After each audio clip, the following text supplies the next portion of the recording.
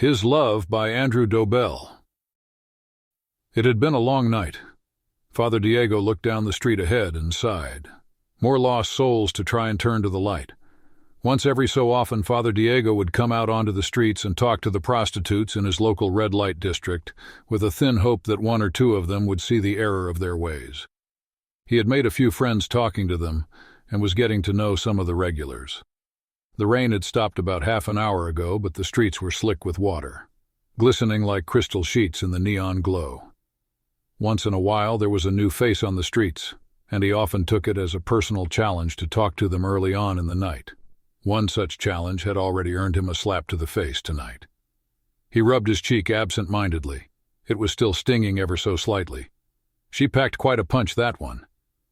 But then he guessed they needed to. These girls had to be tough, had to stand up for themselves. He put one foot in front of the other and headed towards another poor soul. She was ambling along the sidewalk in those ridiculously high heels they always wore, in a skirt far too short for any decent human being, and seemed lost in her thoughts. She walked with her head down, staring at the floor, not looking where she was going. Quickly he offered up a quick prayer to guide him in this latest attempt, and asked God to keep him from further attack. Taking a breath, he stepped forward, stopping just short of her, directly in her path. She didn't see him at first, but eventually stopped just short of walking right into him. She slowly raised her head from her downward stare and focused on Father Diego's face. Her eyes narrowed slightly, and she cocked her head to one side. Father Diego smiled. "Hello there, my child. My name is Father Diego. I was wondering if I may have a moment of your time to speak to you." She barely moved and said nothing, but just seemed to be weighing him up, gazing at him, as if she found him to be somewhat curious. She was a striking beauty, he thought. Raven-haired, fair-skinned, with dusky eyes and high cheekbones, she'd make lesser men fall at her feet. Of that he had no doubt. No answer seemed forthcoming from her, but she remained where she stood, just looking at him. "Well, you see, I'm just doing the rounds tonight," he explained, wanting to fill the silence with something. "Which I do once a month or so, and I would be grateful if I may just take a moment of your time. Do you have a name, my child?" Her gaze, which never wavered from his eyes, made Father Diego feel very much on edge and uneasy, but he waited for her answer anyway, even though he felt keenly that he should move on and leave this girl alone. "Lucia." One word, said slowly and deliberately, each sound enunciated carefully by her melodic voice. "Ah, Lucia, how lovely to make your acquaintance. Now, Lucia, I can see you're an intelligent girl, and very pretty too. So, may I ask, have you accepted his love?" Again, she just regarded him, not reacting to his question, just looking at him. After a pause of a few moments with no reply, he decided to continue. "Well, you see, there is always an alternative, you know. You don't have to be out here on the streets. You don't have to degrade yourself like this. You can let his love into your heart and lead a better life. Be more than this.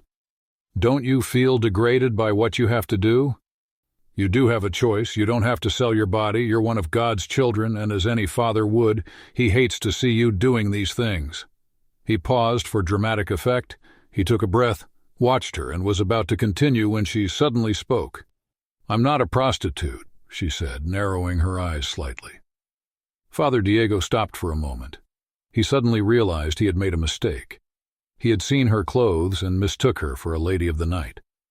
"Oh, I'm sorry. I just saw your—" He gestured down at her body and then stopped, putting his hands behind his back. Well, no harm done, I suppose. I do apologize. It's been a long night." He backed off as he finished his sentence. He was looking everywhere but at her, at Lucia, and he knew those dusky eyes were looking right at him. Suddenly he felt naked and vulnerable. There was something not right about this woman, something he couldn't put his finger on, and the feeling that he should get away from her flared to life in his mind again as he backed away. "Well, miss, I must get on, no rest for it was nice to meet you. Good evening. Your God doesn't love you." It came from nowhere. 5 words that stopped him dead in his tracks. He wasn't sure he had heard her right, but he must have done. Excuse me," he said. She just looked at him. Her head was inclined backwards, her chin held high. but as he looked at her, she brought her head back down, making it fall into shadow, framed by that jet hair. Suddenly a strange feeling came over him, intense dizziness. He felt like he was falling into an abyss, and a feeling of loneliness washed over him. But not just a feeling of being alone, but of disconnection, of separation from his God. Father Diego felt nothing. The love of his God was gone. Only shadow remained. He steadied himself, the dizziness still there below him. The woman, the monster before him, still stood there, taking in his weakness, scrutinizing him. Diego felt afraid for the first time in a long time. Not just any old fear, but mortally, morbidly afraid, and afraid of her, of Lucia. He gathered what strength he could muster, trying to get hold of himself, calm himself. He repeated to himself it was just a dream. Over and over in his head, it's just a passing vision, a passing sensation. Maybe he had forgotten his vitamins today? Yes, that could be it. He was feeling unwell. He staggered past Lucia, using the wall to help him, and felt the dizziness pass as he walked further and further away. The woman who had called herself Lucia looked back at the man of the cloth behind her, struggling to steady himself. Oh, how she loved taunting men of God. The church doors loomed before him, tall and dark. Sanctuary. Father Diego walked forward, still a little faint from his encounter with that strange woman a little while earlier. He had chosen to call it a night and get back to the church, and then to bed. He unlocked the door and stepped inside. It swung shut behind him. He knew it straight away. Something wasn't right here. The church looked as it always had done, old and dank, shadows in every corner. These things were normal, but there was a feeling, a sense of wrongness, of something fearful in here. Movement caught Diego's eye, and he found his vision chasing shadows out the corners of his eyes. Things seemed to move, but didn't. He clapped his hands to his face and shut his eyes. This was silly. There was nothing in here. His mind was merely playing tricks on him. "Forgive my weakness, Lord," he whispered to himself. He walked up the center aisle towards the altar and noticed the cross hanging above it was upside down. He stopped dead in his tracks and stared at the gold relic. It was indeed inverted. He crossed himself quickly and offered up a prayer. How could this happen? It had been the right way round when he had gone out. Someone must have done this, broken in and done this on purpose. They knew what this meant and did it out of spite. Something was wrong behind him, and he spun to see what it could be. He was greeted with darkness, utter darkness. The back wall had gone, the aisle had gone, everything was gone, just black remained. He spun right around, and indeed the whole church had gone. He stood on something, but what?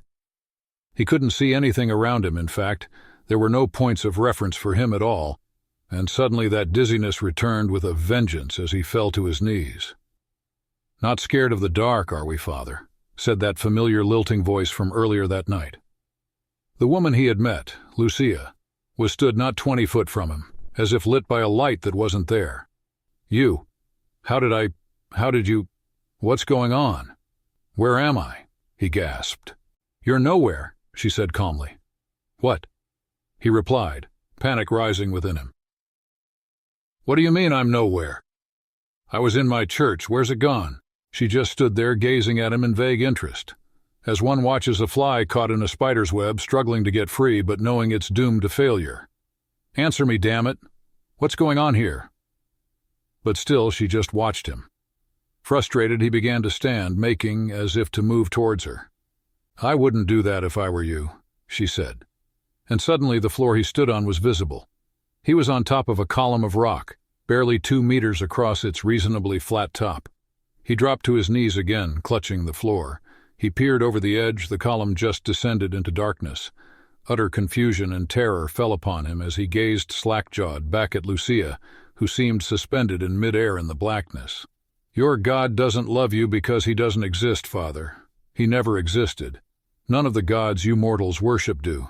They were made up to replace the true gods that have long since withdrawn from the world. Ironic, isn't it, that we fought so hard to be free of them, and when we were free we made up other ones to take their place." Her tone was light, conversational almost, and it served only to frustrate him further. Father Diego wasn't sure what he was hearing, but it sounded like gibberish to him. "What are you talking about, Lucia?" he said desperately. Lucia seemed to snap out of a reverie she had slipped into, staring into the middle distance, and realize he was still there. She stared right at him, her eyes nearly boring holes into his skull. "My name is not Lucia," she snapped. "But you said—" "I know what I said." She let her words hang in the air, as if waiting to see if he would answer her back, but he couldn't. Father Diego felt lost, cast adrift, and utterly terrified, so he said nothing, hoping it was all a dream, until she spoke once more. "What I'm saying is, welcome to your new home." She spread out her arms as she spoke, to gesture at the vista that became suddenly visible to him. A shadowy, bluish landscape spread out to the horizon in every direction. Other columns became visible, hundreds of meters tall each. Below him the columns sank into a choppy sea of sickly blue-green. Beneath those waves things moved, huge things with tentacles hundreds of meters long. Beyond, in the haze, vast cyclopean monoliths jutted from the ocean, and things moved in the air. Ungodly things that hungered and screamed in the night glided lazily through the low clouds lit from within by blasts of lightning.